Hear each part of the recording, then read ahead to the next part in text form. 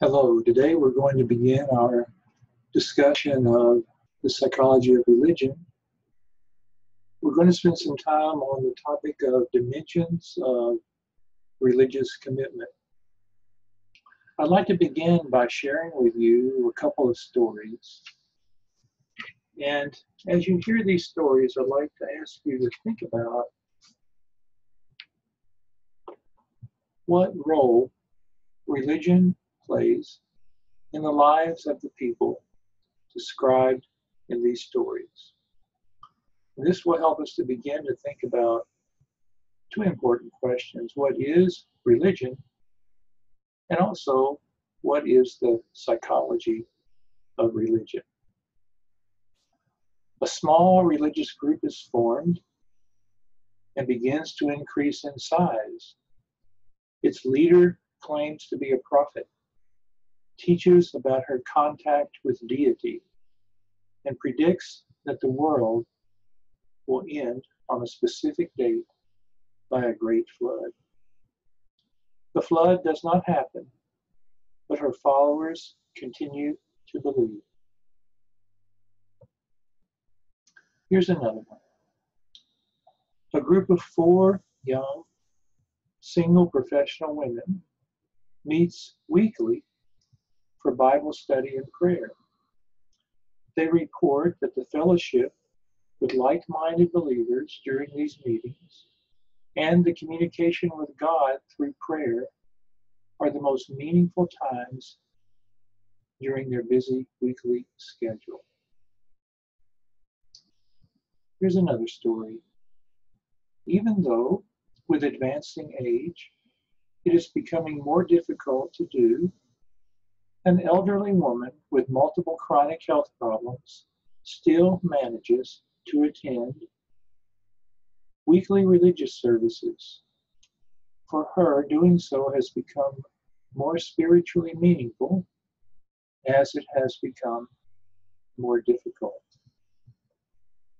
And here's one that I'm pretty sure will be familiar to you.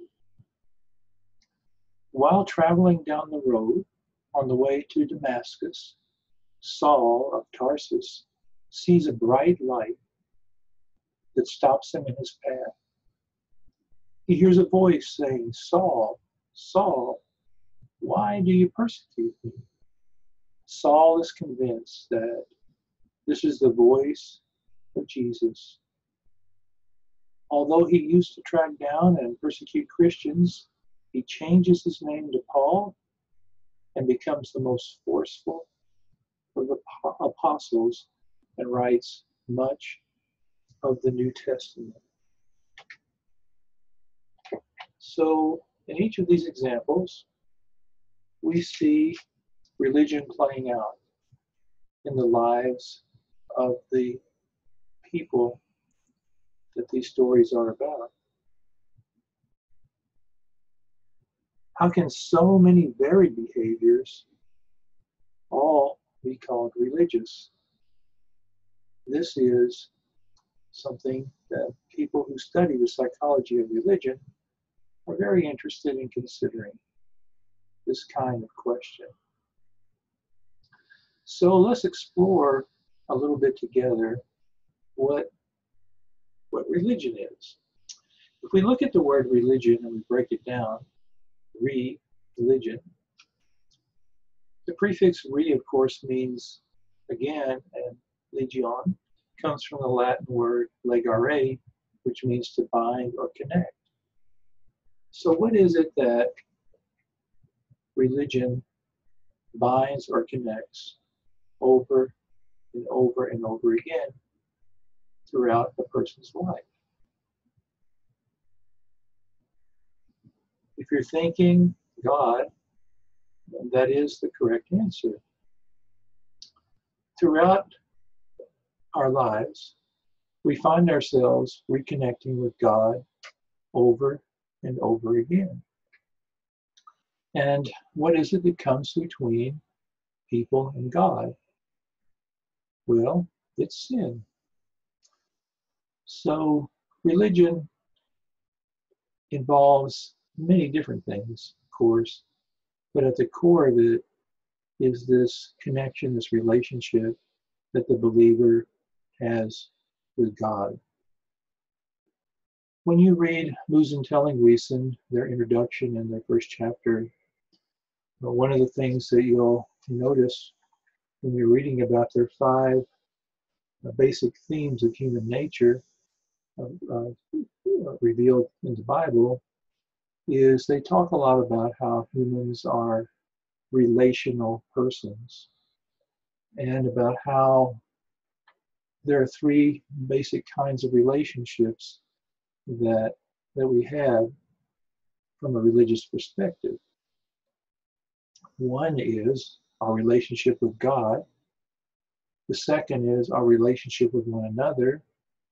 And the third is our relationship with all of creation. So when someone says to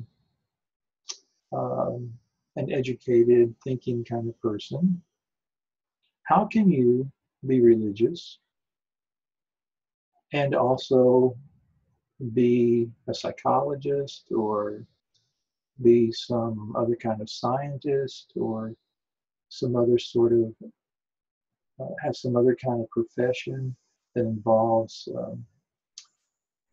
advanced education? How can you be religious and also be one of these other things?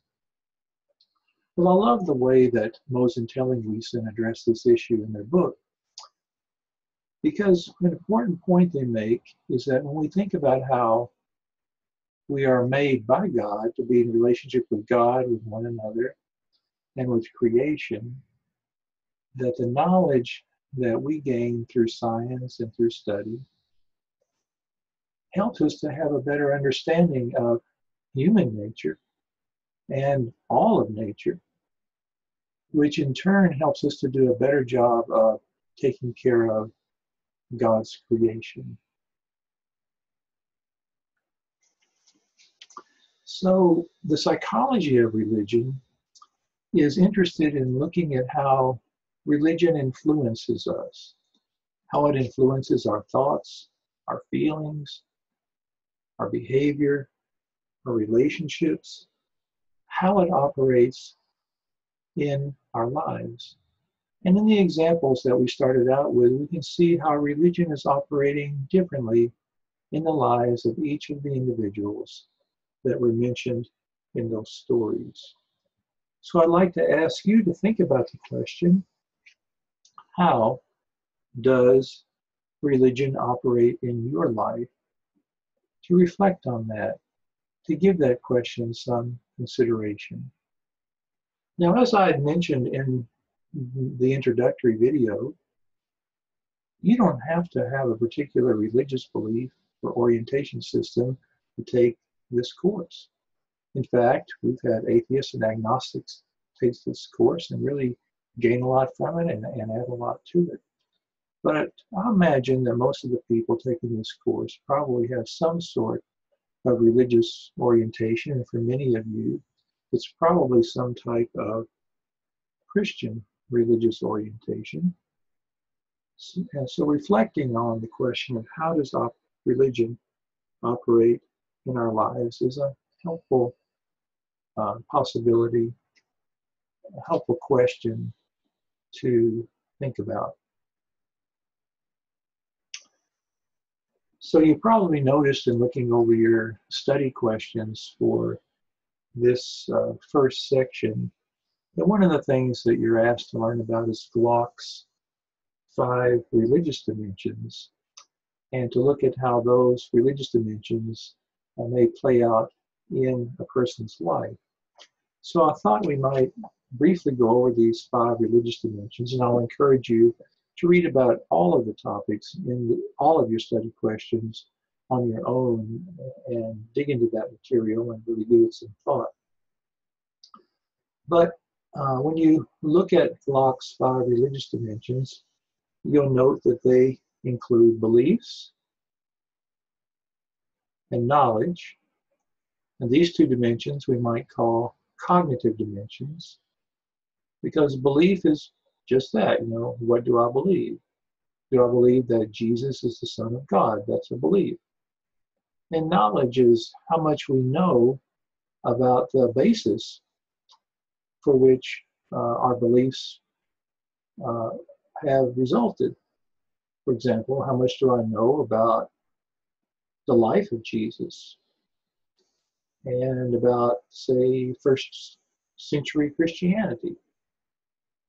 How much do I know about the Old Testament and the New Testament? This all has to do with the knowledge aspect of uh, religion. And then there are feelings.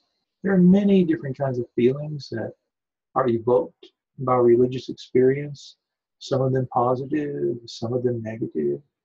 Think about different kinds of feelings that you might experience in relation to your religious orientation to life. Personally, I find myself feeling a lot of joy and gratitude in the context of my own religious orientation to life. But there have been times when I've had other feelings, guilty feelings, when I know I've done something wrong and that I have most likely displeased God. Anxious feelings when I worry about things like my mortality, when I might die, under what circumstances. There have been times when I've had doubts and when I thought if only my faith were stronger, maybe I wouldn't have these anxious feelings or some other negative feeling states that I might experience. But there are many different emotions that we experience that are associated with religious orientation to life. Being in a worshipful state of mind, say through prayer, being in a church service, listening to or performing music. These kinds of experiences also evoke emotions, most likely positive emotions, that are associated with our religious experience. And then there are religious practices and effects. We could call these two dimensions, religious practices and effects, more the behavioral aspect of religion. Religious practices, of course, include many different things like, say, getting up in the morning and praying, reading the Bible, reading other religious literature, participating in worship services. These are all examples of religious practices, and I'm sure you can think of more. And then finally, there are religious effects. And this has to do with what difference does religion make in our lives? What kind of an impact does religion have on us? How is our life different because we have a religious orientation system than it might be if we did not have one?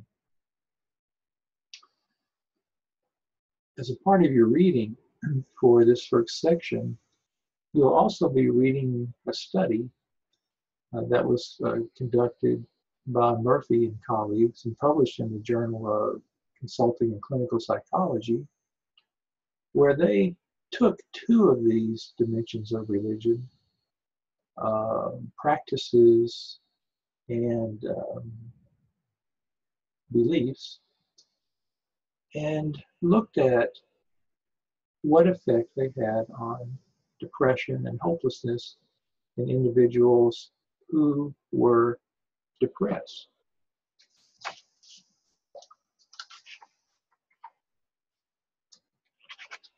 When you read the study, it'll give you an opportunity to actually see how research in the field of psychology of religion might be conducted.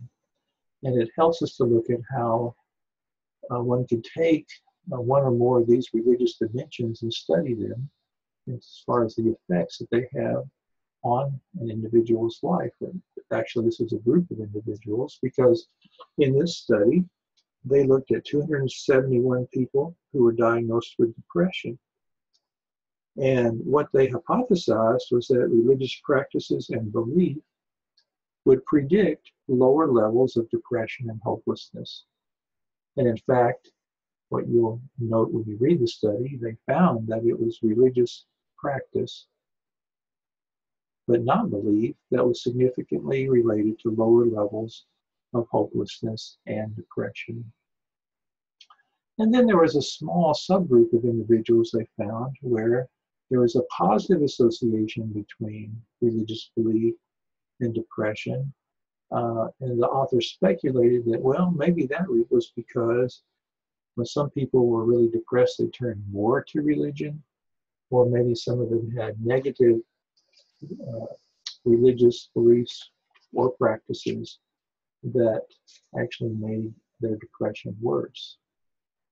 So I'm looking forward to you having a chance to read that study and think about how they went about conducting their study in order to explore their hypothesis and what they found in that study. Another way that we can think about religion is to think of it based on its function and also its substance. There are good discussions about the substantive and functional aspects of religion in both Lucian and Pargament, and I've provided you with page numbers in your study questions to help you explore this area, but I wanted to talk with you about it a little bit today as well.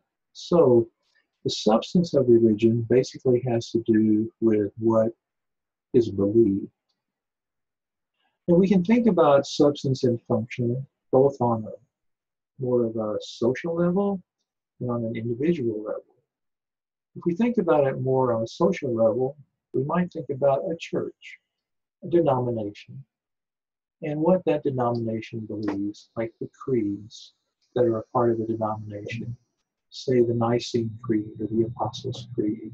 This gives us an idea of what is believed by people who embrace that denomination. And what the denomination says are the beliefs that are a part of the religion that is embraced by that denomination within some area of religion. On a personal level, the substantive aspect of religion has to do with what the person believes, like what do you believe on a very personal level. This is what the substance of religion is all about. When we think about religion on a functional level, now we're looking at what difference does religion make in the life of the person who embraces a particular religious orientation. So how is my life different because of my religious orientation than it would be if I were not embracing a particular religious orientation? This is what the function of religion has to do with. We can think about the function of religion more on a social level or an individual level. On a social level, we might say, for example, what is the function of the church in society? Does it have a role in bringing about social change and addressing issues of justice or not? This would have to do with the functional aspect of religion on a social level. Like, what difference does it make in society if churches exist in those societies? And how is what they believe played out in the role that they take in trying to make a difference in the world? But on a personal level, the substantive view of religion, as we've said before, has to do with what the individual believes. And in part, on a personal level, the substantive view also has to do with what the person believes to be sacred in their life? How can we relate uh, the sacred to our daily living, with the sacred having to do with what we associate or connect with God? We'll be exploring the sacred more at a later time, but I just wanted to mention at this point in our discussion that as we look at answering the question, what is sacred, or what is sacred to you, or what is sacred to me, this is pertaining to more the substantive view of religion. Whereas the functional approach is looking at the special function that religion plays in the life of the individual, in your life, in my life. And one important aspect of the functional perspective on religion has to do with what does religion have to offer us in helping us to come to terms with the ultimate issues in life.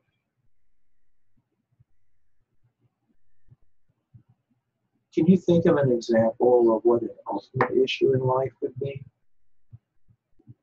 Here we're talking about things like death, suffering, tragedy, evil, pain, injustice.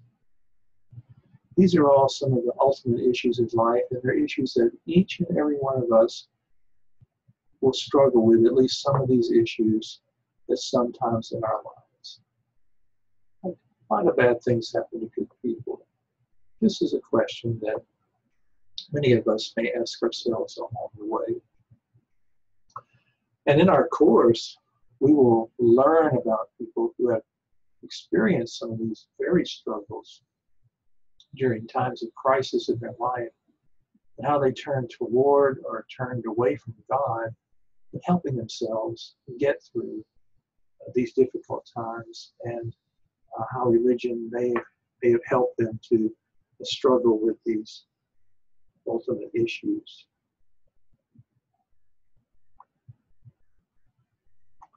So Pargamet, in his book, as he talks about the substantive and functional dimensions of religion, one of the things that he says, and this is a quote from his book on page 29 to page 30, he says, from the substantive tradition, we take the sacred, that is, a notion of what is sacred in our lives. And from the functional tradition, we generate the notion of the search for significance. The search for significance meaning looking for what gives our life meaning and purpose. And for Pargamet, religion lies at the intersection of these two processes, of both the substantive and the functional aspect of religion. So Pargamet says that religion is a search for significance in ways related to the sacred. This is his definition of religion. It is a search for significance in ways related to the sacred. So then that brings us to the question, what is the psychology of religion? As you remember when we were talking earlier, we said that the psychology of religion is interested in looking at what effect does religion have on us in our everyday lives. What difference does it make if we have a religious orientation to life than if we don't have one? So the psychology of religion is interested in exploring the many possibilities of how a religious orientation can make a difference in the life of the person who has one. And I love Pargamet's way of defining the psychology of religion. You'll find this in his book on page 10, where he says, what psychology can offer are important insights into the footprints left by religion. These insights do not speak to religion's truth, but they do help to understand its manifestations and consequences. So the psychology of religion is interested in studying the footprints of religion, its manifestations, and its consequences in our lives. Thank you. I look forward to talking with you again soon.